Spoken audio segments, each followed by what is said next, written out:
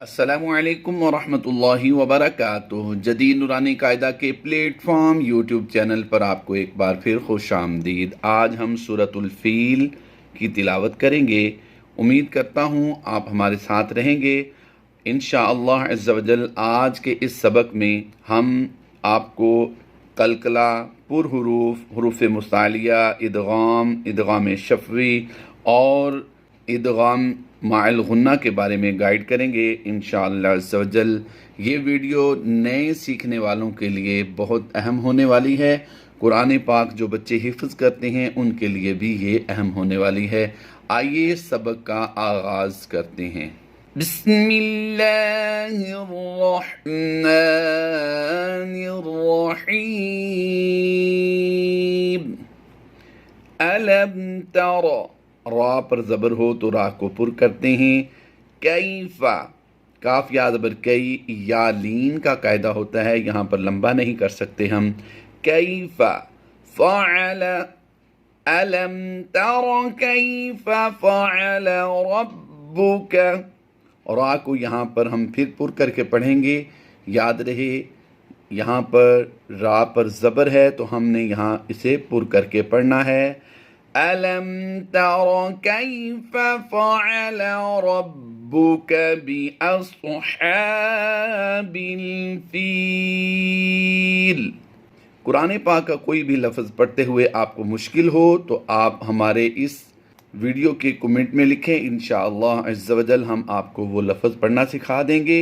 شرط صرف اتنی ہے کہ آپ نے سورت کا نام اور آیت نمبر لکھنا ہے۔ انشاءاللہ ہم تفصیل کے ساتھ اور تجوید کے ساتھ لفظ با لفظ آپ کو سکھائیں گے۔ آئیے آگے تلاوت شروع کرتے ہیں۔ أَلَمْ يَجْعَلْ كَيْدَهُمْ فِي تَضْلِيلٍ، یہاں پر یاد رہے تضلیل نہیں پڑھیں گے۔ یہ ضاد جو ہوتا ہے، ضاد اردو تلفظ ہے، عربی تلفظ جو ہے قرآن پاک پڑھنے کے لیے جو تلفظ استعمال کیا جاتا ہے وہ ہوتا ہے ضاد۔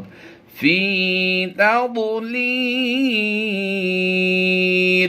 لام کو ہم پیچھے ملا دیں گے اور دو زیر کو ہم نے وقف کی وجہ سے چھوڑ دیا۔ اگر ہم نے اس لام کو آگے ملا کر پڑھنا ہے تو اس کی دو زیر کو بھی پڑھیں گے، اور دو زیر کے بعد حروف یرملون میں سے واو ہے تو اسے بھی مشدد ہونے کی وجہ سے پڑھیں گے ساتھ۔ لام واو دو زیر لیوں کی آواز دیں گے، یعنی ہونٹوں کو گول کر کے پڑھیں گے۔ یاد رہے اگر واو کی ادائیگی میں آپ ہونٹ گول نہیں کرتے تو یہ واو کی ادائیگی درست نہیں ہو سکتی، کیونکہ یہ واو حروف شفویہ سے ہے اور اس پر ہونٹ گول کر کے ہی ادا کرنا ہوتا ہے اسے۔ تضلیل وأرسل، تضلیل وأرسل علیہم، لام یا زبر لئی، یا لین ہے لمبا نہیں کر سکتے۔ علیہم طیرا ابابیل،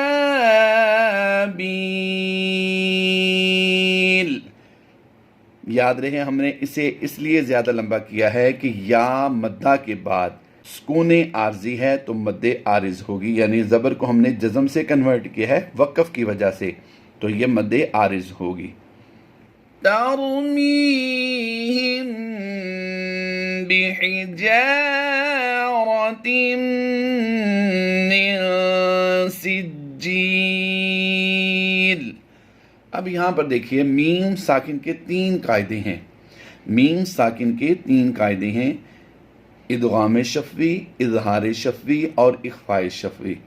یہاں پر میم ساکن کے بعد حرف با آ گیا، یہاں پر اخفاء شفوی کا قاعدہ ہوگا، ہم یہاں پر غنہ کر کے پڑھیں گے۔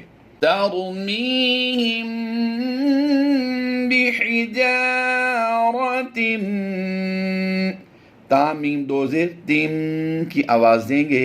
میم مشدد میں ہمیشہ غنہ ہوتا ہے، لیکن یہاں پر ہم نے ادغام مع الغنہ کرتے ہوئے غنہ کی آواز دینی ہے اور یہ غنہ آنی کی آواز ہوگی۔ یہاں پر نون ساکن کے بعد حروف اخفا میں سے سین آ گیا تو یہاں پر اخفا کرتے ہوئے ہم نے غنہ زمانے کی آواز دینی ہے۔ غور کیجئے گا، میم مشدد میں غنہ آنی ہے اور نون ساکن میں غنہ زمانی ہے، دونوں کی آواز ڈیفرنٹ ہوگی۔ غور کیجئے گا اور اس کی مشق کیجئے، بار بار پڑھیے گا۔ یہاں پر بھی تنوین کے بعد حروف اخفا میں سے فا آ گیا تو یہاں پر بھی آواز غنہ زمانی والی ہوگی۔ میں یہاں پر انہیں ملا کر پڑھتا ہوں، پھر آپ کو آسانی سے سمجھ آئے گی۔ بِحِجَارَةٍ مِّن سِجِّيلٍ فَجَعَلَهُمْ پھر یہاں پر غور کیجیے گا، میم مشدد، نون ساکن اور تنوین میں کون کون سے قاعدے اور آواز کس طرح کی بنتی ہے۔ بِحِجَارَةٍ مِّن سِجِّيلٍ فَجَعَلَهُمْ كَعَصْفٍ مَّأْكُولٍ۔ یاد رہے جب بھی الف پر جزم آ جائے تو اسے جھٹکا دے کر پڑھتے ہیں اور اسے حمزہ ساکنہ کہا جاتا ہے۔ حمزہ پر جزم ہو یا الف پر جزم آ جائے، دونوں ہی کو حمزہ ساکنہ کہا جاتا ہے۔ آئیے اب اسے دوبارہ پڑھتے ہیں۔